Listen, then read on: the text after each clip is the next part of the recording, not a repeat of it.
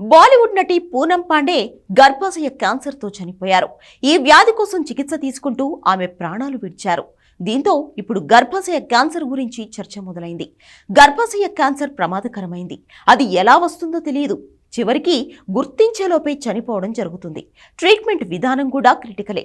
ముందుగా ఈ లక్షణాలను గుర్తిస్తే ఏదైనా చేయగలరు, కానీ స్టేజ్ దాటితే గర్భాశయ క్యాన్సర్కి చికిత్స తీసుకున్నా బతికే ఛాన్సులు చాలా తక్కువ.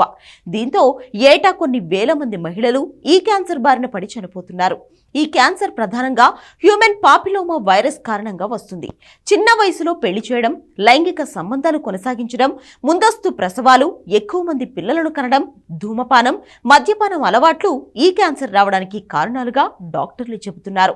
2-3 రోజుల ముందు వరకు ఆరోగ్యంగా సోషల్ మీడియాలో కనిపించిన పూనం పాండే ఇక లేదని, గర్భాశయ క్యాన్సరే కారణమని తెలియడంతో ఆమె అభిమానులతో పాటు సామాన్యులు కూడా అవాక్కవుతున్నారు.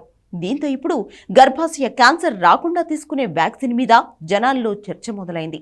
మామూలుగా 30 ఏళ్లు పైబడిన మహిళల్లో ఈ రకం క్యాన్సర్ వస్తుంది.